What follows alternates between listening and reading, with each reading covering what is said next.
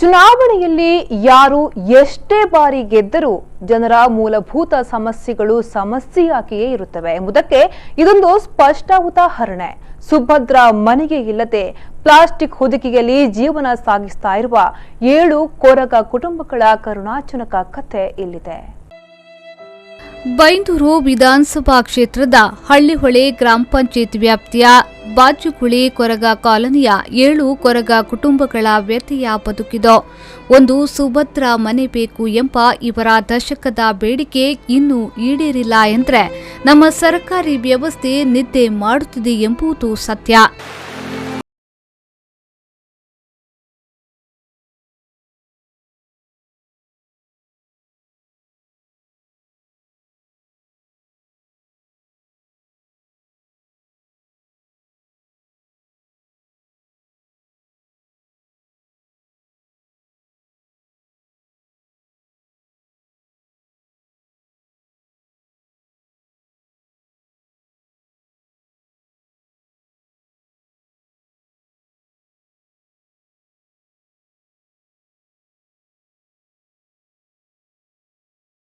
ಬಾಚುಗುಳಿ Koraga colony 30 cents ಜಾಗದಲ್ಲಿ 7 ಮನೆಗಳಿವೆ. ಇಂದಿರಾ ಗಾಂಧಿ ನಿಧನರಾದ ವರ್ಷದಲ್ಲಿ ಕಟ್ಟಿದ ಮನೆ ಇಂದಿಗೂ ರಿಪೇರಿ ಕಾಣದೆ ಬೀಳುವ ಸ್ಥಿತಿಯಲ್ಲಿದೆ. ಹೊಸ ಮನೆ ಕಟ್ಟಿಕೊಡಿ ಎಂಬ ಕೊರಗ ನಿವಾಸಿಗಳ ಕೂಗು ಇಂದಿಗೂ ಸಂಬಂಧಪಟ್ಟವರಿಗೆ ಕೇಳಿಸದೇ ಇರುವುದು ದುರಂತ. 35 ವರ್ಷಗಳ ಹಿಂದೆ ಕಟ್ಟಿದ ಮನೆಗಳು ಈಗಲೂ ಆಗಲು ಎಂಬ ಸ್ಥಿತಿಯಲ್ಲಿದೆ.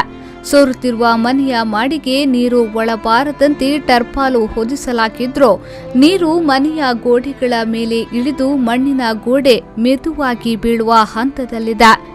ಈ ಮನೆಗಳನ್ನೆಲ್ಲ ಒಮ್ಮೆ ನೋಡಿದ್ರೆ ನಿಜಕ್ಕೂ ಆ ಮನೆಯಲ್ಲಿ ವಾಸವಿದ್ದಾರಾ ಎಂಬ ಪ್ರಶ್ನೆಗಳು ಎದುರಾಗುವುದು ಸಹಜ. ಈ ಹಿಂದೆ ಈ ಕಾಲನಿಯಲ್ಲಿ ತುಂಬು ಸಂಸಾರವಿದ್ದು ಸುಮಾರು 25ಕ್ಕೂ ಅಧಿಕ ಮಂದಿ ವಾಸವಿದ್ರು. ಕ್ರಮೇಣ ಅಭದ್ರ ಸ್ಥಿತಿಯಲ್ಲಿರುವ ಮನೆ ಯಾವ ಸಮಯದಲ್ಲಾದರೂ ದುರಂತ ಸಂಭವಿಸಬಹುದು ಎಂದು ಮನಕಂಡ ಕೆಲವರು ತಮ್ಮ ಸಂಬಂಧಿಕರ ಮನೆಗೆ ವಲಸೆ ಹೋಗಿದ್ದಾರೆ.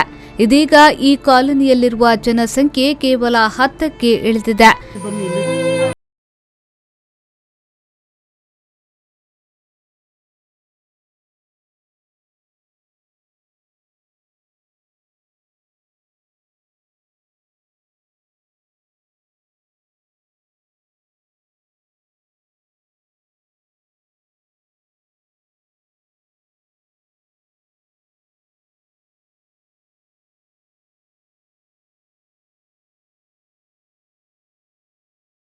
ಕೊರಗ ಕಾಲನಿಯಲ್ಲಿರುವ ಜನರ ಕಸುಬು ಬುಟ್ಟಿ ತಯಾರಿಸುವುದು.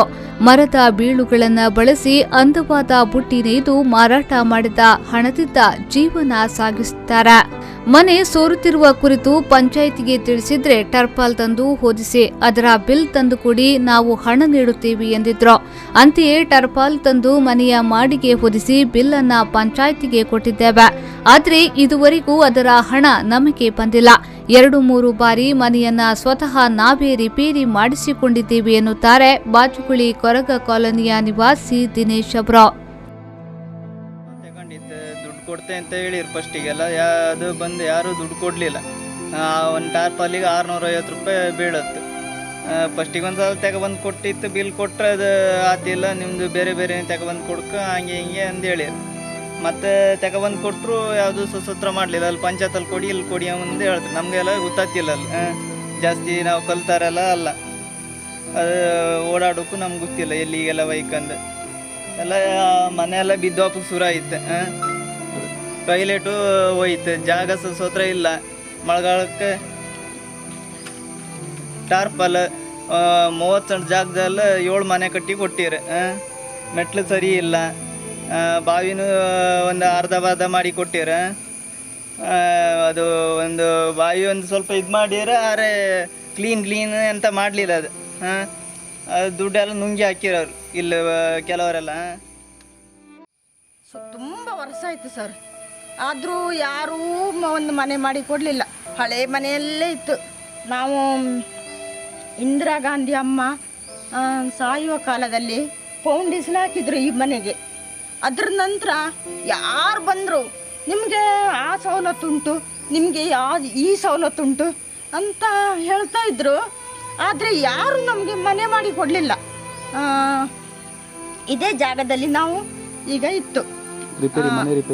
ಮನೆ ರಿಪೇರಿಗೂ ಬರಲಿಲ್ಲ.